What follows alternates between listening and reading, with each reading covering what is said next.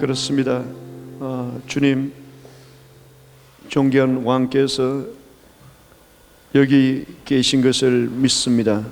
왜냐하면 두세 사람이 내 이름으로 모인 곳에 함께 하겠다고 약속하셨기 때문입니다. 주님, 주께서 우리와 함께 하셔서 서로 사랑하며 섬기는 공동체 될 수 있도록 복 주시옵소서. 예수님 이름으로 기도하옵니다. 아멘. 오늘 암송할 하나님의 말씀은 잠언 18장 10절 말씀입니다. 여호와 이름은 견고한 망대라 의인은 그리로 달려가서 안전함을 얻느니라. 다시 한번 암송해 보겠습니다. 시작. 여호와 이름은 견고한 망대라 의인은 그리로 달려가서 안전함을 얻느니라. 크게요. 시작. 여호와의 이름은 견고한 망대라 의인은 그리로 달려가서 안전함을 얻느니라. 아멘. 만약에 여러분들에게 성경을 보고 싶은데 성경이 없어요. 그랬을 때 무엇을 의지해야 할까요? 내 영혼에 담아둔, 암송한, 새겨둔 하나님의 말씀, 그것이 유일하게, 사실은 구약 성경 시대에서는요, 본인이 성경을 가지고 있지 않았습니다. 신약 성경 시대에도 그랬고요. 아무도 성경을 가지지 않는 때가 있었어요. 수백 년 동안 이스라엘 역사 가운데 아무도 성경을 가지고 있지 않는 때, 한 구절이라도. 그래서 그 율법책이 발견되고 난 다음에 다시 영적 부흥이 일어나고 한 것이 이스라엘 역사 가운데 있는데, 우리 가운데 하나님의 말씀이 지금 그토록 많은 하나님의 말씀, 성경이 우리를 떠날 수 있는 그 환경이 올까? 가능한 시나리오입니다. 가능한 시나리오.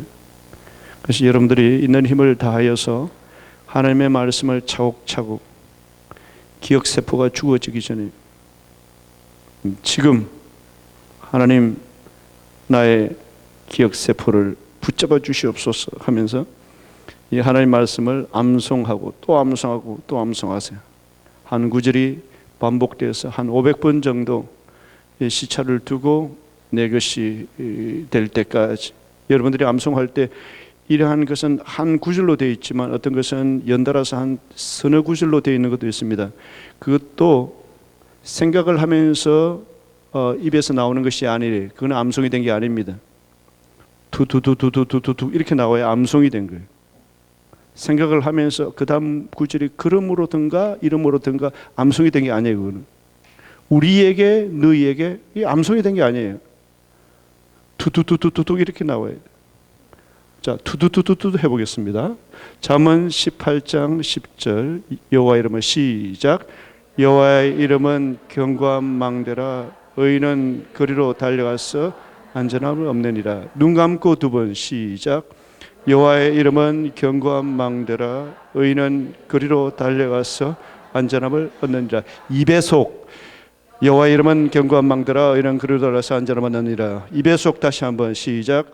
여호와의 이름은 견고한 망대라 의인은 거리로 달려가서 안전함을 얻느니라. 잘 했습니다. 하나님 말씀 베드로전서 2장 11절 말씀입니다.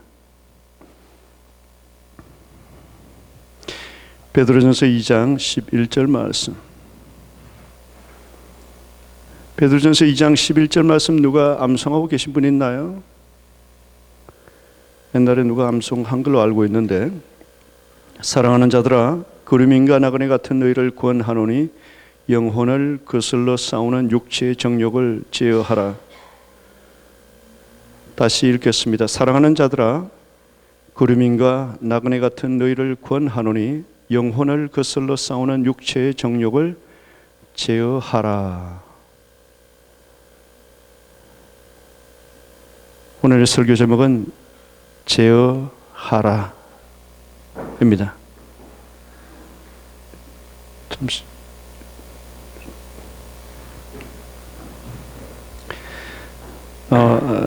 지난 주일 10절의 말씀, 너희가 전에는 백성이 아니더니 이제는 하나님의 백성이요 전에는 긍휼을 얻지 못하였더니 이제는 긍휼을 얻은 자니라. 이제 하나님의 백성이 된 여러분은 이렇게 행하라, 이렇게 살라 라고 하는 명령이 주어집니다. 신자의 영적 신분이 확인되고 난 다음에 그것이 기초가 되어서 신자의 행위가 나오는 거예요. 각 개인의 신분에 따라서 행위가 요구됩니다. 그 행위와 상관이 없는 그 신분의 사람, 그러면은 다른 행위가 나오게 되어 있습니다. 그래서 오늘 2장 11절부터 3장 12절까지는 연달아서 하나님의 백성이 된 사람들은 어떻게 사는가, 이런 경우에는 어떻게 해야 되는가, 사환들아 또는 아내들아, 남편들아, 마지막으로 너희 모두는 인간관계 가운데서, 이렇게 하나하나 구체적인 행동 지침이라 할까요? 그런 명령이 나옵니다. 그 기초 근거는 무엇인가? 너희가 전에는 백성이 아니더니 이제는 하나님의 백성이 되었기 때문에, 하나님의 백성은 이 나라에 속해 있는 일반 시민권자들에게 요구되는 규범과는 다른 지배를 받습니다. 하나님 나라의 지배를 받습니다. 그래서 특정한 나라의 시민권을 가지고 속해 있으면서 그 나라의 시민법을 지키는 그 가운데 그 위의 상위 권세인 하나님 아버지의 다스림을 받는 존재예요. 그래서 하나님의 상위법과 내가 속해 있는 시민법이 충돌할 때에는 내가 신앙의 양심을 가지고 하나님을 순종하는 것, 그래서 여기에 신앙의 순교자가 나오는 지점입니다. 자기가 속한 국가에서 요구하는 법, 그리고 하나님께서 명령하는 법이 충돌할 때 내가 그분을 신뢰함으로 말미암아 생명이 요구된다 할지라도 나는 하나님께서 다스리시는 그 상위법에 굴복합니다라고 하는 고백이 순교의 행위로 나타나는 거예요. 자, 오늘은 그 다리 역할을 하는 한 지점에 이 한 구절만 상고해 보기를 원합니다. 11절, 사랑하는 자들아 거루민과 나그네 같은 너희를 구원하노니 영혼을 거슬러 싸우는 육체의 정욕을 제어하라. 1장 첫 부분 우리가 다룰 때 베드로는 본도, 갈라디아, 갑바도기아, 아시아, 비두니아에 흩어진 나그네들에게 이 서신을 쓴다라고 했습니다. 이 5 지역은 로마 제국 내에 있는 지금 터키 영토를 구성하고 있는 특정한 5 지역이에요. 여기 흩어져 있는 예수를 믿는 성도들에게 명령식의 권면이 지금 이 표현입니다. 사랑하는 자들아 거루민과 나그네 같은 너희를 권하노니 영혼을 거슬러 싸우는 육체의 정욕을 제어하라. 당시 이곳에 살던 사람들은 지금 우리가 사는 시대와 별반 다를 바 없이요, 대부분의 죄악들이 허용되던 사회였습니다. 그 가운데 일원이 되어서 살다가 복음이 전해져서 예수를 믿고 삶 가운데 성령님께서 인도하시는 삶의 지도를 받아가면서 예수를 닮아가고자 하는 거룩한 열망을 가지고 살아가고 있어요. 그런데 대문 밖을 났으면 시대 정신이라고 하는 만나는 사람, 사업관계에서 맺어지는 인연들, 이러한 것들이 그로 하여금 옛 삶으로 끌어가고자 하는 유혹과 도전에 직면하게 됩니다. 그들을 향하여 사도는 사랑하는 자들아, 주 안에서 내가 너희들을 정말 사랑한다. 그리고 너희는 예수 그리스도의 사랑을 받는 존재이다. 너희들에게 내가 이 권면을 간곡하게 한다. 요한복음 21장에는 사도 바울이 지금 이 베드로전서를 쓰기 한 35년 전에 거슬러 올라가면은요, 갈릴리에서 부활하신 주님과 대면을 합니다. 그리고 그가 예수님을 부인했던 그 상처를, 깊은 상처를 치유하는 질문 3가지를 받고 3번의 부탁을 받습니다. 그것이 내 양을 치라, 어린 양을 먹이라, 치라, 이러한 부탁을 받습니다. 주님께서 사랑하시는 영혼들을 내가 추수할 것이다. 그런데 이 영혼의 깊은 상처를 회복한 너는 나 대신하여 나의 심정을 가지고 그들을 먹여주겠니? 나는 그들에게 나타나지 않을 것이다. 나의 심정을 가지고 그들을 찾아가서 그들을 돌보아다오. 이게 내 어린 양을 치라, 이 뜻이에요. 35년이 지난 하나님의 사람으로 여러 신앙의 도전과 실패를 경험한 그가 지금 군대로 치자면은 노장의 입장에서 자기가 걸어온 이 영적 여정을 지금 긋고 있는, 어떤 사람은 유혹의 직면에서 실패를 앞두고 있는 바로 그들을 향해서 사랑하는 자들이라고 부르면서 부탁을 하는 거예요. 35년 전에 예수님께서 그에게 위임하신 부탁이 있기 때문에 그것을 간직한 마음으로 사도는 이렇게 부탁합니다. 사랑하는 자들아, 구름인과 나그네 같은 너희를 구원하노니. 이 두 단어에 주목해 주십시오. 구름인과 나그네 같은 너희를. 이 세상의 영원한 목적지가 아닌 임시 체류지라는 거예요. 예수 믿는 사람은. 너희는 세상 사람들 사이에 섞여 살고 있지만 임시 체류자임을 기억하라. 나그네, 다른 목적지로 가기 위한 세상이라는 지점을 통과하는, 그래서 자신이 지나가는 지점에 통과하고 있는 바로 그 지점에 애착을 느끼지 않는 사람, 이런 뜻입니다.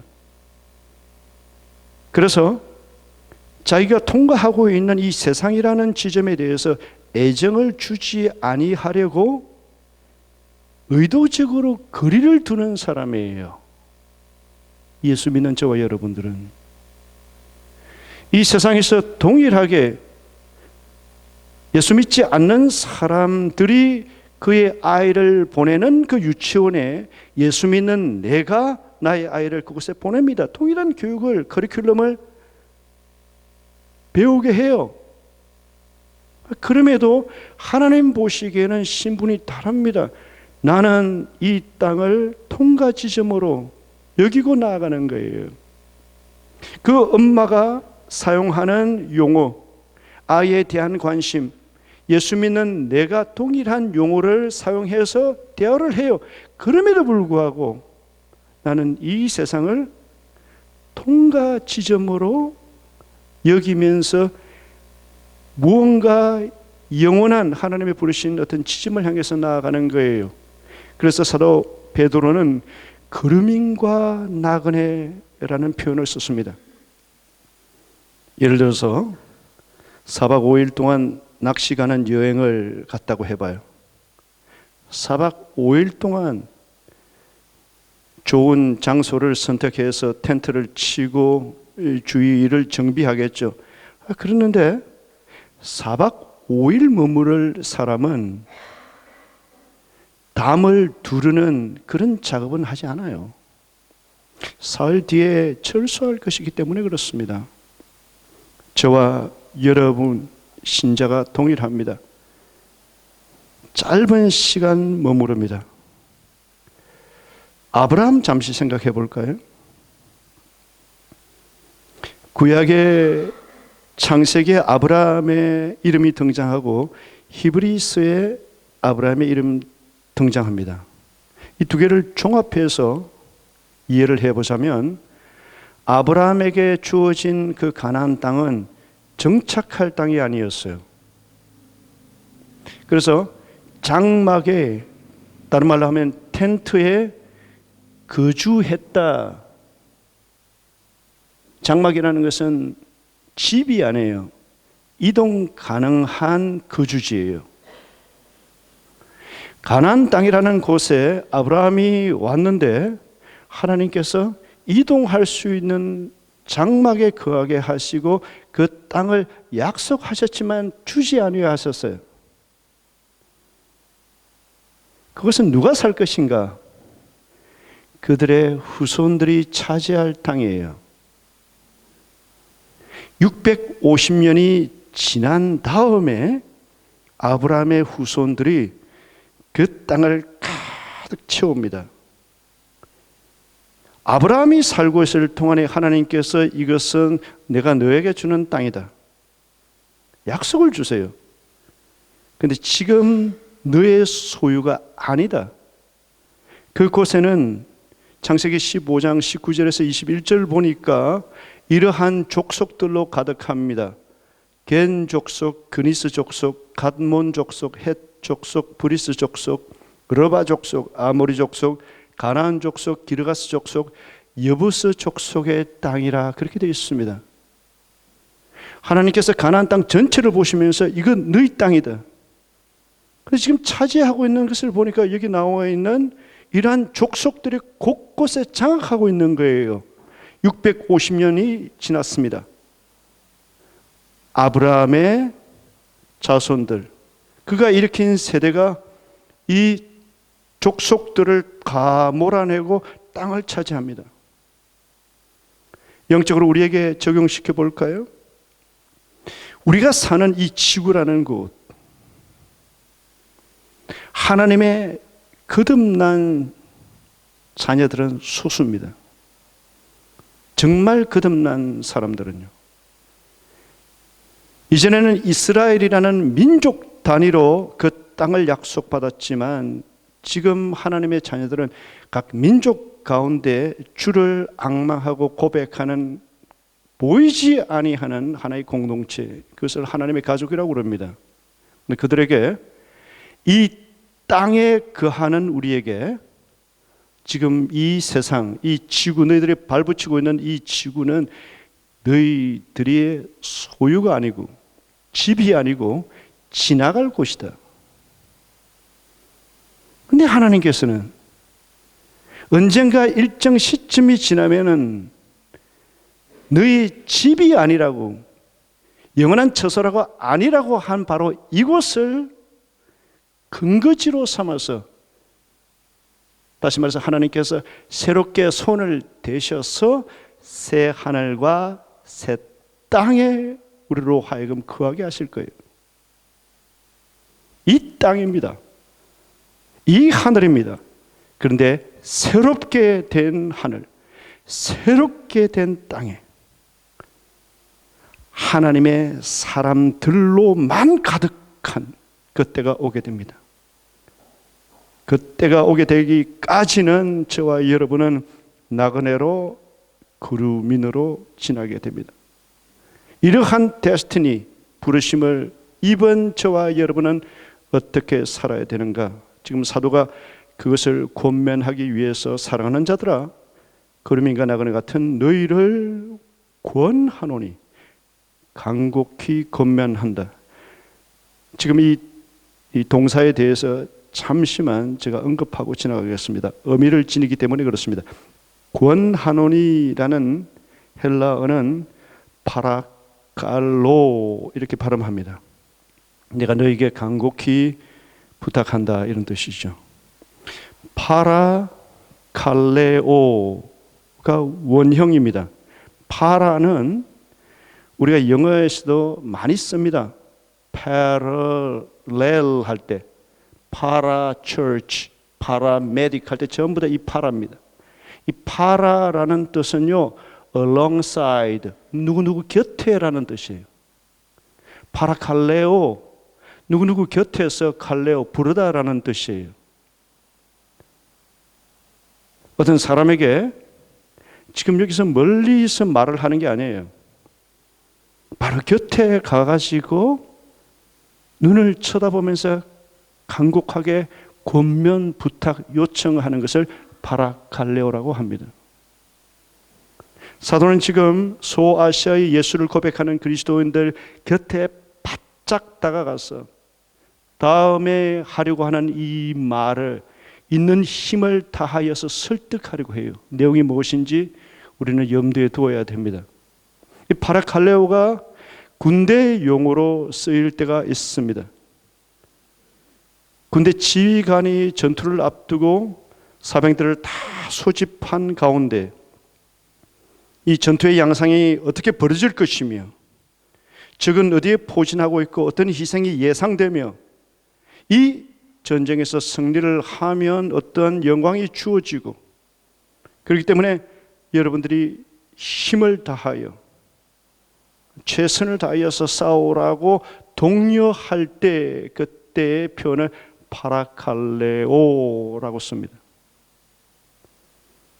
지금 베드로는 어찌 보면은 사병으로 시작해서 장교가 되고 장군의 위치에 오른 입지전적 인물 같은, 영적으로 말하면은 그런 느낌이 듭니다.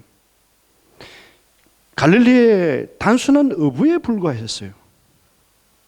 아마 예수님을 만나지 못했다면은 평생 날씨 쳐다보고 내일 물고기 잡으러 나가야 될지 말아야 될지 아마 그런 계산하면서 평생을 보냈을 거예요. 그가 예수님을 만납니다. 사람을 낚는 어부가 되게 하겠다. 위대한 초청을 받습니다. 그 뒤에 실수와 실패와 회복, 실수와 실패와 회복, 이것이 그의 삶 가운데 반복됩니다. 그리고 35년이 지난 이 시점에 영적 장군이 되어 있습니다. 사병에서 수많은 영적 전투를 치른 거인이 된 그가 지금 소아시아의 지역에 흩어져 있는 신앙의 전투를 치르는 그들을 향해서 파라칼레오 합니다. 자기가 걸어왔던 그 지점, 자기가 싸웠던, 때로는 알지 못해 무릎을 꿇었던 그것을 상기하면서 그들에게 간곡히 부탁합니다. 사랑하는 자들아, 거름인과 나그네 같은 너희를 권하노니 영혼을 거슬러 싸우는 육체의 정욕을 제어하라. 이것은 아마 옷을 벗겨보면 상처투성이인 역전의 어떤 노장군의 입에서 나오는 그러한 지혜롭고 간곡한 그러한 권면을 영적으로 사도 베드로가 하고 있다, 이렇게 여깁니다. 그 다음 구절 보겠습니다. 영혼을 거슬러 싸우는, 우리의 영혼이 잘 되지 못하도록 거역함에 대적하는, 다시 말해서 싸움을 걸어오는 존재가 있다는 거예요. 여기서 영혼을 거슬러 싸우는 할 때 거슬러는 전치사예요. Waging war against your soul. 너의 영혼을 against 하여 전쟁을 벌이는, 이 전쟁을 벌이는 이 동사가 현재형이기 때문에 지속적, 계속적 의미를 지닙니다. 다시 말해서 신자 개인의 영혼을 무너뜨리기 위한 집요하고도 현재 이 순간에도 진행되고 있는 이런 뜻이에요. 예수 믿는 사람이 이 나의 영혼을 무너뜨리기 위한 어떤 존재의 계속된 집요한 무엇으로부터 자유케 되는 때가 없습니까? 없습니다.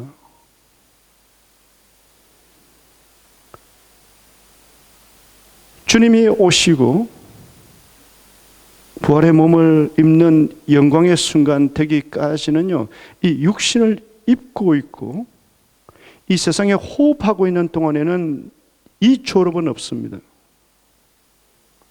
어떤 영적 승리를 오랜 싸움을 통해서 쟁취하고 난 다음에는 이제 이런 건 없겠구나, 그 눈물이 마르는 경험, 주님께서 주시는 그런 평강과 승리의 그 환호 가운데 한숨을 돌리는 어떠한 시기가 도래할 때, 이제는 이러한 것 직면하는 때가 없겠지라고 안심할 때가 있는데, 그때 또 예기치 못하게 다른 차원으로 밀고 들어오는 무언가가 있습니다.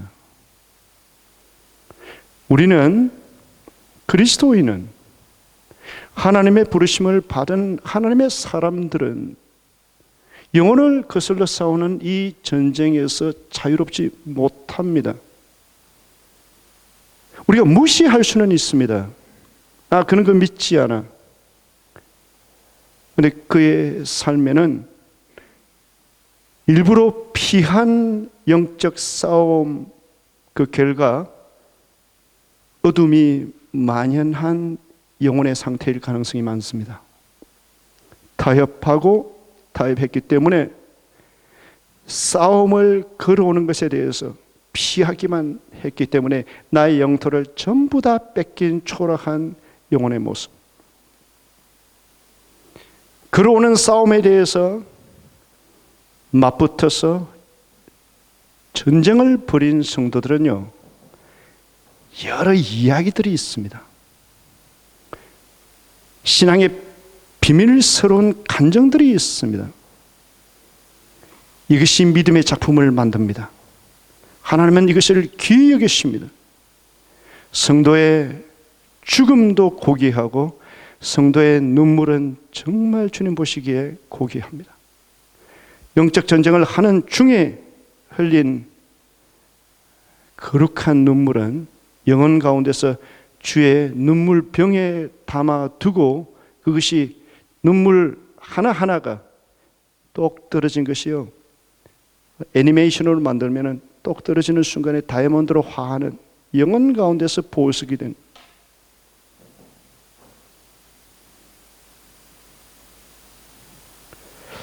베트남 전쟁이나 한국 전쟁도 그렇고 최근에 또 영화로 되어 나온 그 헥소 리치라는 그 2차 세계대전 가운데 일본군이 점령하고 있던 오키나와에 있는 헥소 리치 능선을 탈환하기 위한 미군과 일본군과의 그런 싸움이죠.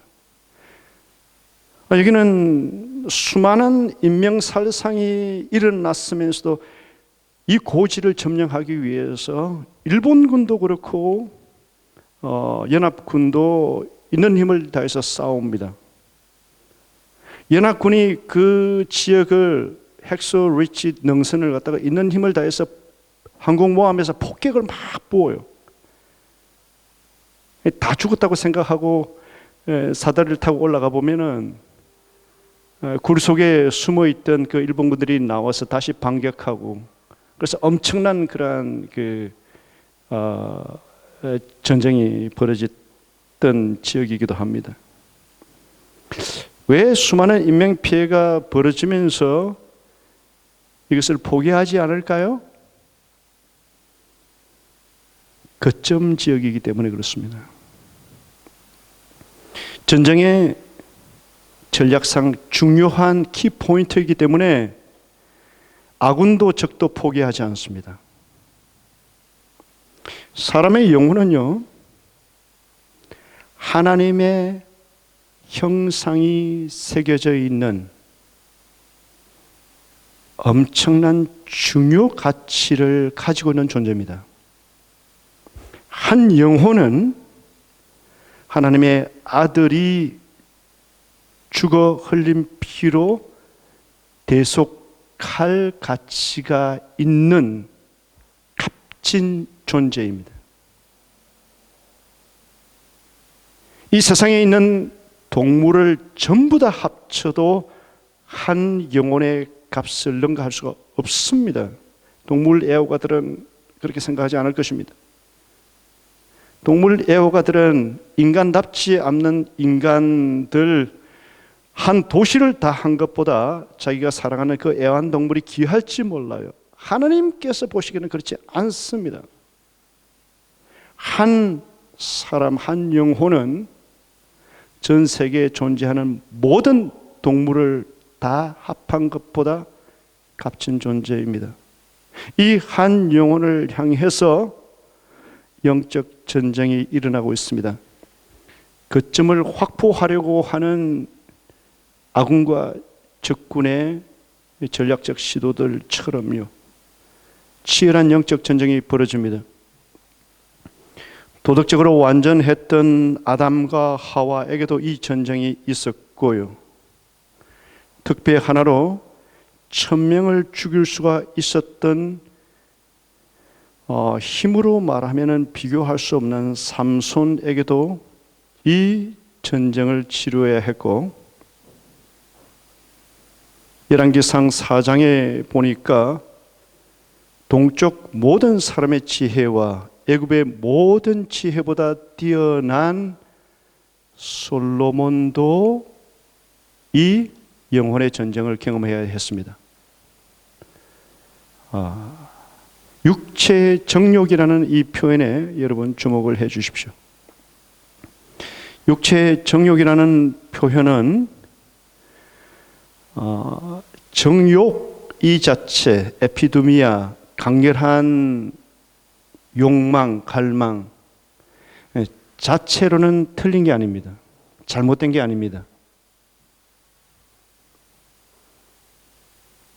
욕망은 선한 욕망도 있습니다. 내가 2017년에 꼭 이 자격증을 따야지라는 강한 그 디자이어, 그것을 에피두미아라고 그럽니다. 그것을 틀렸다고 할 수가 없어요. 괜찮습니다.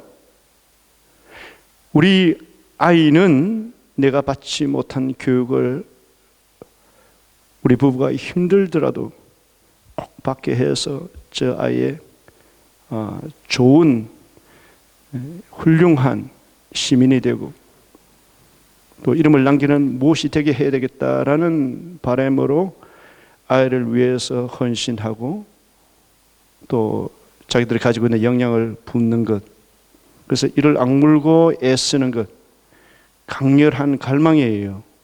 그래서 에피두미아라고 그럽니다. 그 잘못된 거 아니죠. 근데 여기는 육체의 정욕이에요. 돈 사르콘 에피두미온, 잘못된 충동, 세상적 갈망, 세상을 지배하고 있는 정신이 부추기는 욕망이에요. 육체의 정욕이에요. 이것을 제어하라는 거예요. 이 제어하다라는 뜻은 의도적으로 멀리하라, 몸을 빼라, 접근을 허용하지 말라, 이런 뜻이에요. 잘못된 충동, 세상적 갈망, 세상을 지배하고 있는 정신이 나를 부추겨서 생긴 그러한 욕망들. 디모데전서 6장 9절에서 10절에 보면은요, 사랑하는 대상이 있는데 만약에 그것이 돈을 사랑함, 그렇게 되면은 일만 악의 뿌리가 됩니다. 이것을 탐내는 자들은 미혹을 받아 믿음에서 떠나 많은 근심으로 자기를 찔렀도다, 이렇게 표현이 되어 있습니다. 9절에는 부하려 하는 자들은 시험과 올무와 여러 가지 어리석고 해로운 욕심에 떨어지나니 그 사람으로 파멸과 멸망에 빠지게 하는 것이라. 돈이 얼마나 좋은 일을 하는데요. 그런데 돈을 사랑하는 것, 부하려 하는 것은 괜찮습니다. 신분 상승을 원하는 것은 잘못된 것이 아닙니다. 지금 경제적으로 부족한 뭔가가 있는데 이것보다 한 2배로 더 여유 있게 살았으면 좋겠다. 이 바람이 과연 틀린 것일까요? 아닙니다, 여러분. 하나님께서는 그것을 원하십니다. 여기서는 시험과 올무와 여러 가지 어리석고 해로운 욕심에 떨어지나니 그 사람으로 파멸과 멸망에 빠지게 하는 부하려는 자들이 있어요.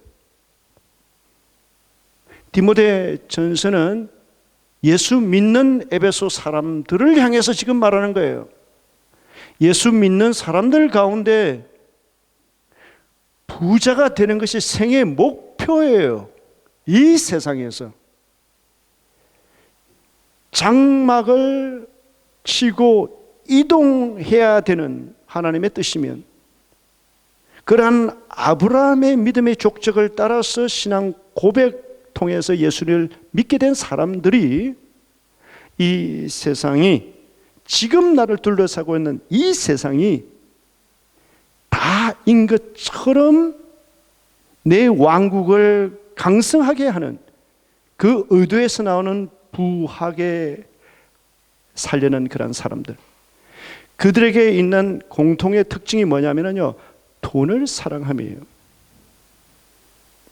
그랬을 때 일만 악의 뿌리가 되고 미혹을 받아서 믿음에서 떠나 많은 근심으로 자기를 찌르는데 자신을 노출시킵니다. 자, 육체 정욕이라는 것은 제가 이렇게 정의했습니다. 잘못된 충동, 세상적 갈망, 세상을 지배하고 있는 정신이 부추기는 욕망, 이러한 것에서 너희는 제어하라, 멀리하라, 몸을 빼라, 이러한 접근을 허용하지 말라.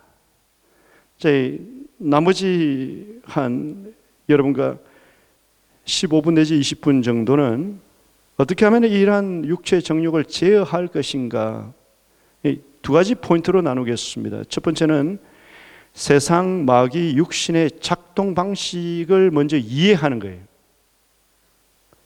세상과 육신과 마귀가 신자에게 어떻게 작동하는가, 작동 원리에 대해서 이해를 하고, 이 두 번째는 세상 육신 마귀의 효과적인 제어의 정답은 무엇인가, 그것을 상고해 보겠습니다.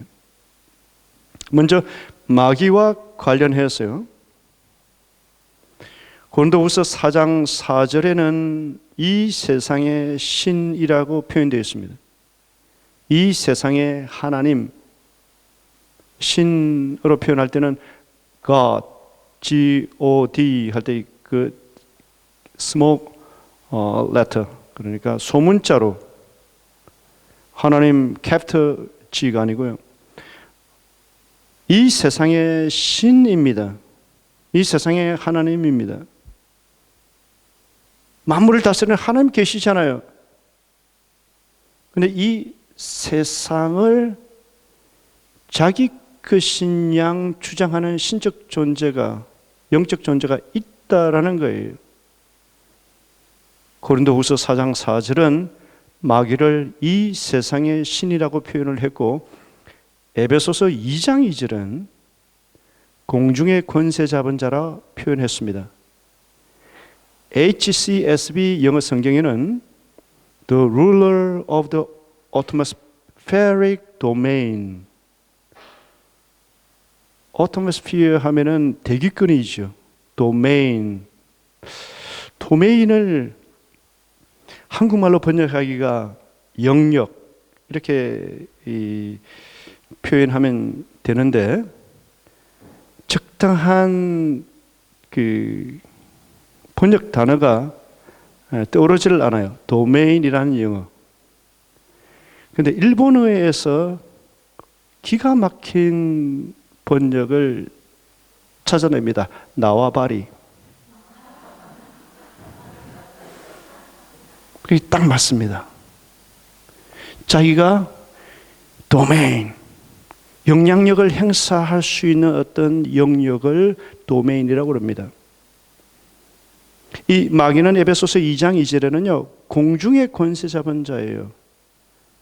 A ruler of the atmospheric domain.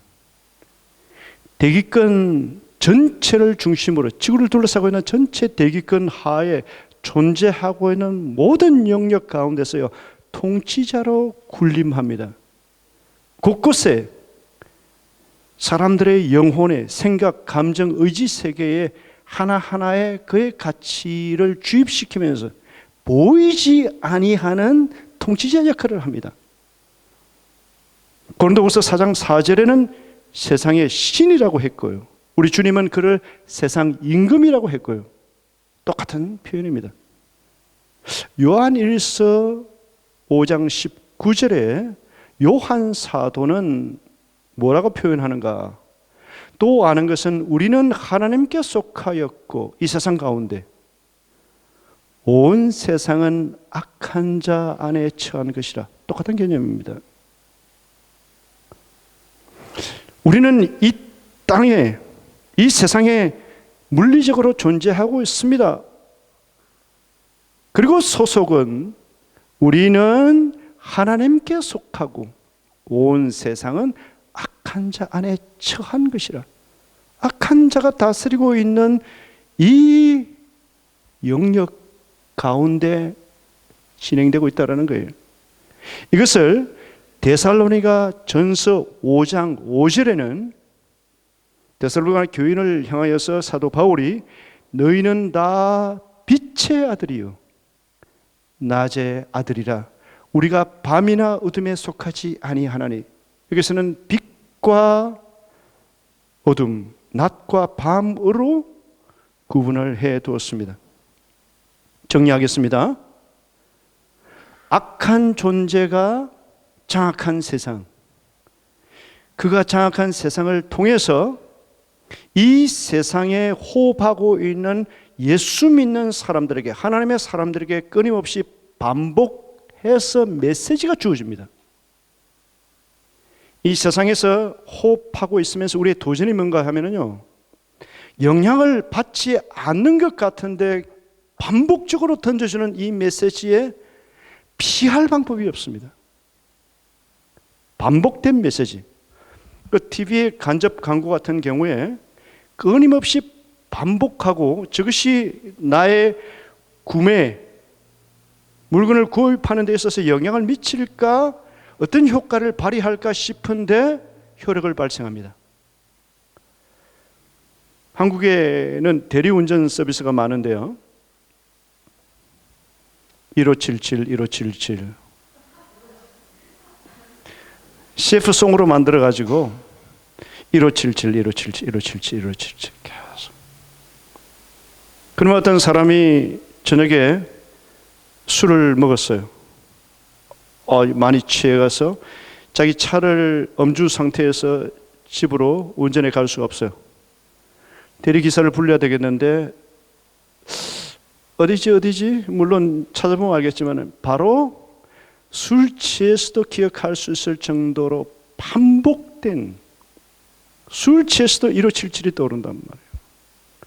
이 세상은 끊임없이 반복적으로 들려주는 메시지가 있어요. 반복적으로 계속해서. 왜 제가 여러분들에게 말씀을 반복해서 있는 힘을 내서 외우라고 하는가 하면, 내 영혼을 강화시키는, 세상에 살고 있으면서도 하나님의 말씀의 진리로 대항하는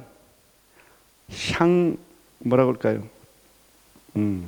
안티 박테리아, 안티 항산화제, 이런 어떤 그 개념처럼요, 우리가 살고 있는 이 시대의 정신에 굴복하지 않기 위해서, 은연중에 들어오는 나를 자각하고자 하는 이 시대 정신에 내가 삼켜지지 않기 위해서입니다.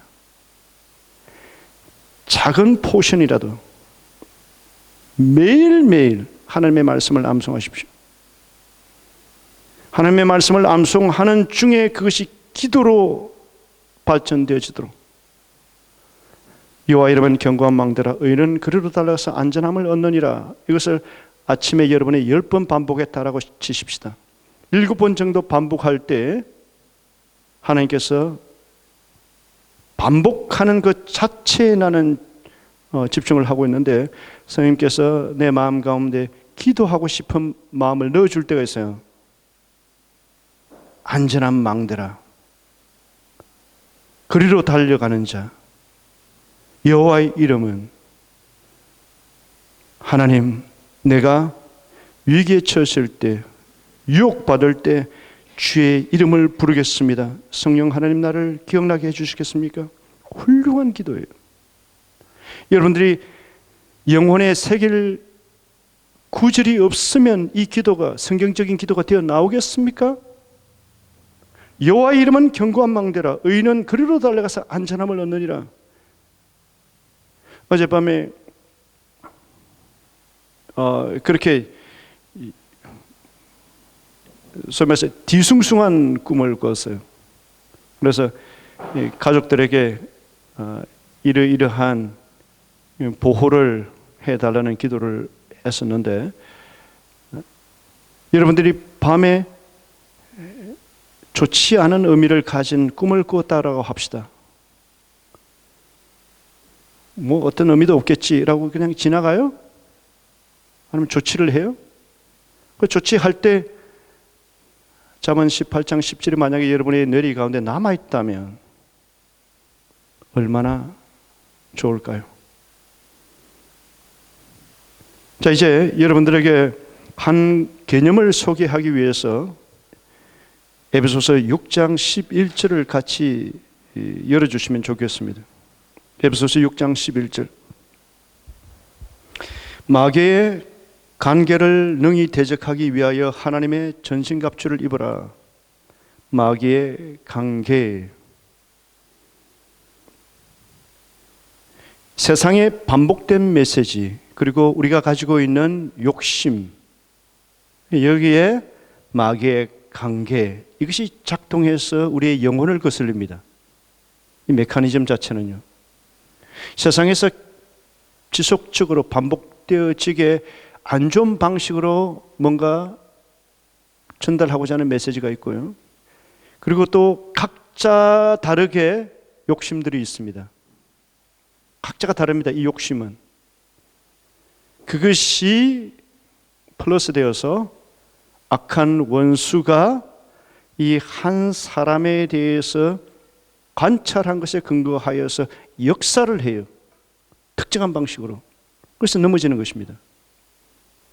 자, 여기에 나오는 마귀의 관계를 능히 대적하기 위하여, 오래된 성경에는 마귀의 괴계를 능히 대적하기 위하여 아마 그렇게 되어 있을 것입니다. 하나님의 전신갑주를 입어라. 여기 나와 있는 관계라는 말, 괴계라는 말 보도록 하겠습니다. 다단계 판매 사기나 보이스 피싱 사기나 공통점이 있습니다.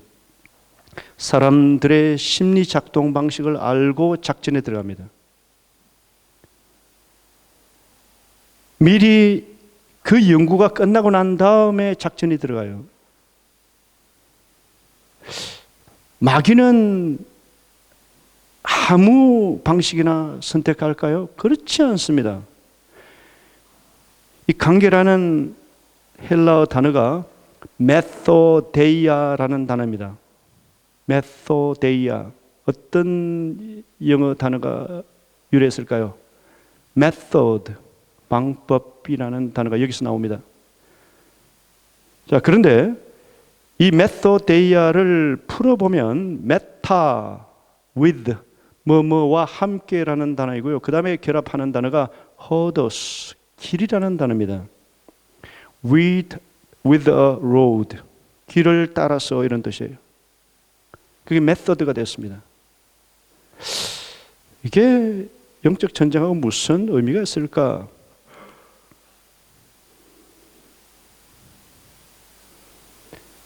사탄의 마귀의 각 개인을 무너뜨리는 역사는요, 하나의 길을 따라서 합니다. 여행 계획을 세운다 합시다. 오클랜드에서 로토루아까지 갑니다. 가는 방식은 두세 가지 길이 있겠죠. 이곳은 직선거리로 빨리 가는데 비포장도로가 많아. 그래서 둘러가지만 비포장도로 대신 도로가 잘 닦여진 저쪽으로 가자. 이렇게 코스를 선택합니다. 그리고 로토루아 갈 때마다 그 길로 갑니다. 이게 메소데이아입니다. 내가 어떤 식당에 갔습니다. 선전되었던 것보다 별로야. 그래서 거기 안 갑니다. 다른 곳에 갑니다. 똑같은 인도 식당인데 괜찮아요. 음식도 괜찮고. 그래서 여기만 가는 경향이 있습니다. 메소데이아입니다. 마귀는 한 인생을 망치기 위한 가장 효과적인 길을 선택합니다. 어느 길이나 선택하지 않습니다. 그는 바보가 아닙니다. 평생 나를 주시하면서 지켜보시는 하나님 아버지 있습니다. 근데 마귀도 지켜봅니다. 하나님은 나의 생각까지 아십니다. 나의 내면의 깊은 끝까지 아십니다. 나의 입술에 무엇이 넣어지는지, 내 눈이 무엇을 향하고 있는지 아십니다. 그런데 제한적이지만 타락한 이 피조물은, 나의 영혼을 대적하는 이 존재는 나를 관찰하는데 두 가지만 관찰할 수 있습니다. 행동과 말입니다. 그는 전능자가 아니기 때문에 생각을 읽을 수 없습니다. 내 심령 깊은 곳에 무엇을 염원하는지 그건 모릅니다. 단지 나의 말을 통해서 표현된 것을 가지고 내가 반복해서 하는 행동들을, 그 패턴을 분석해서 제가 이 길로 다니는구나, 이 길목에 기다리고 있으면 저를 잡을 수 있겠구나, 저 말을 저에게 들려주면 제가 무너지더라. 아내와 남편의 부부싸움 패턴은 똑같습니다. 어떤 가정은 경제적인 문제로 말미암아서 늘상 싸웁니다. 경제적인 문제만 나오면. 어떤 부부는 경제적인 문제는 부부싸움의 원인이 아닙니다. 당신 아까 그 여자 쳐다봤지? 그것 때문에 싸웁니다. 패턴이 다릅니다. 왜냐하면 각자가 가지고 있는 에피두미아, 정욕이 다르기 때문에 그렇습니다. 그래서 여기를 건드리면 되겠네라고 관찰한 바에 따라서 역사합니다. 마귀의 메소드, 그가 택하는 길이 있습니다. 각 개인에게. 두 번째, 색상 육신 마귀의 효과적인 제어 방식이 무엇인가? 그렇다면 정답은 그리스도입니다. 이 신앙에 있어서 세상과 내 개인의 자기 욕심과 마귀의 관계가 어우러져서 나의 삶이 망쳐지는 이것의 답이 그렇게 단순하게 그리스도, 뭔가 대단하게 시작을 했다가 그리스도 이렇게 하니까 일반적인 그런 답을 주는 것 같습니다. 그래서 저와 여러분이 세 개의 성경 구절을 보고 말씀을 마치려고 합니다. 에베소서 6장 11절, 아까 언급했던 그 구절입니다. 에베소서 6장 11절 마귀의 관계를 능히 대적하기 위하여 하나님의 전신갑주를 입으라. 하나님의 전신갑주는 예수 그리스도로 옷 입는 것입니다. 구원의 투구를 쓰라 이런 표현이 나오죠. 구원의 투구 예수 그리스도예요. 진리의 허리띠, 길이요 진리요 생명이신 그분을 두르는 것입니다. 의의 흉배, 의의 호심경, 나의 의이신 그리스도입니다. 평안의 신, 평강의 왕 그리스도예요. 믿음의 방패 그리스도예요. 성령의 금 하나님의 말씀 로고스이신 그리스도예요. 그리스도로 입는 거예요. 자, 두 번째, 동일한 것을 제가 반복해서 다른 성경 구절을 가지고 근거를 제시하고 있습니다. 고린도후서 10장 5절에 보면은 고린도후서 10장 5절 모든 생각을 사로잡아 그리스도에게 복종하게 하니 그리스도에게 복종하는 것입니다. 내가 다른 사람에 대해서 험담하는 것이 마귀에게 간파가 됐어요. 저를 잘 유혹하면은, 저에게 몇 가지 설득만 하면은 공동체를 파괴하는 중요한 도구로 내가 써먹을 수 있겠구나. 마귀가 그렇게 그의 인생을 관찰했어요. 그래서 내가 그러한 약점이 있다는 것을 내가 깨달았어요. 그랬을 때 고린도후서 10장 5절 모든 생각을 중상모략하고자 하는, 험담하고자 하는, 이 사람의 말을 이곳에서 옮기고자 하는 나의 섬뜩한 깨달음을 사로잡아서 그리스도에게 복종하게 하는 거예요. 예수님, 주님의 다스림 없이 나의 입이 어둠의 도구가 되도록 방치했습니다. 나를 용서해 주십시오. 내가 무릎을 꿇습니다. 주장해 주십시오. 나를 보호해 주십시오. 긍휼히 여겨 주십시오. 내 입술에 이사야에게 되었던 거룩하게 핀 숯으로 나를 찢어 주십시오. 모든 생각을 사로잡아 그리스도께 복종하게 합니다. 염려와 근심도요. 염려와 근심. 혼자 머릿속으로 계속 머무르게 하지 마세요. 그리스도께 그 근심된 생각을 복종시키세요. 때로는 그것이 두려움의 형태로 올 수도 있고요. 악한 원수가 이렇게 하니까 게으름으로 말미암아 비생산적인 삶을 저에게 가능하게 하더라. 그것을 사로잡아서 그리스도께 복종시키는 거예요.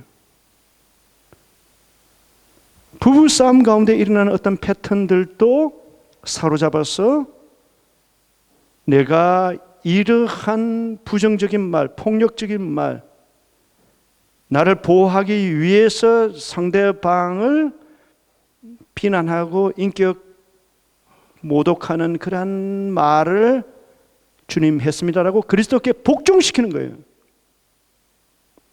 자기 합리화할 수 있죠.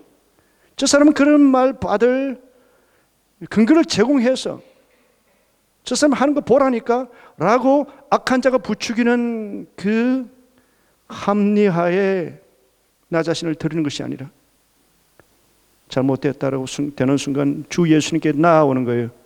나를 긍휼히 여겨 주십시오. 요한복음 5장 4절 5절 6절입니다.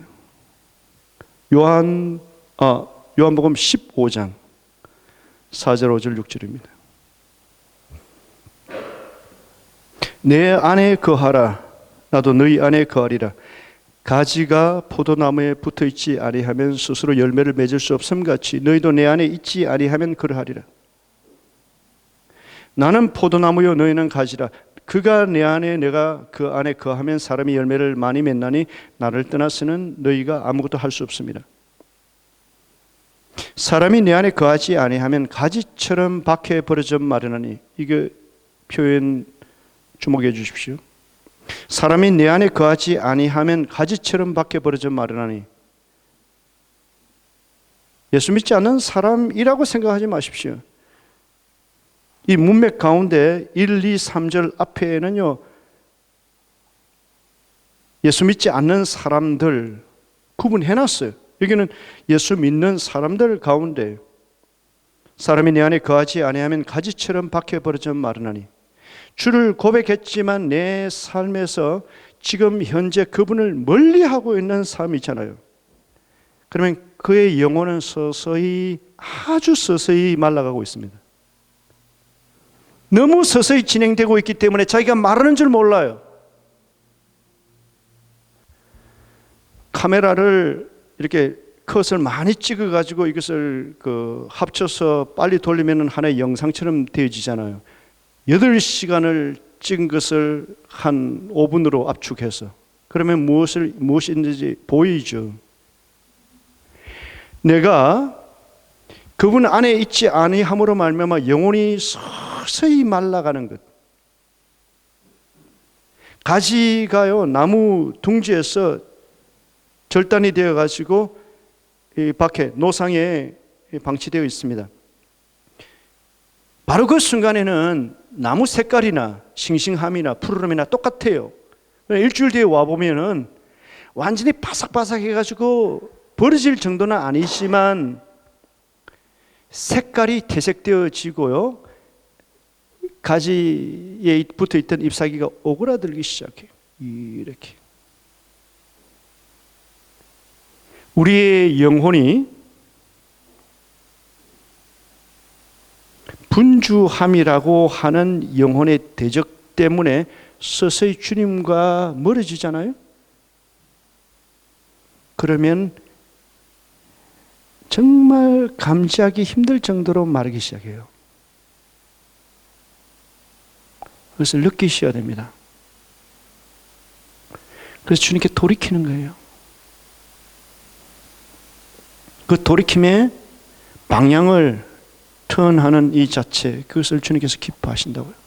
왜냐하면 그분이 기다리시기 때문에.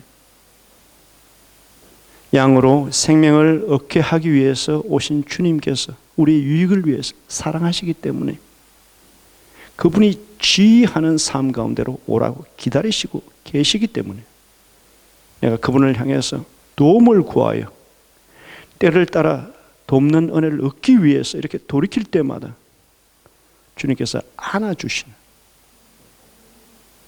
이러한 은혜가 가득하기를 주님의 이름으로 축복합니다. 우리 같이 찬양하고 기도하는 시간 가지겠습니다. 오늘 기도하실 때는 오늘 하나님의 말씀과 더불어서 1월 6, 7, 8일 있는 수련회를 위해서 기도해 주세요.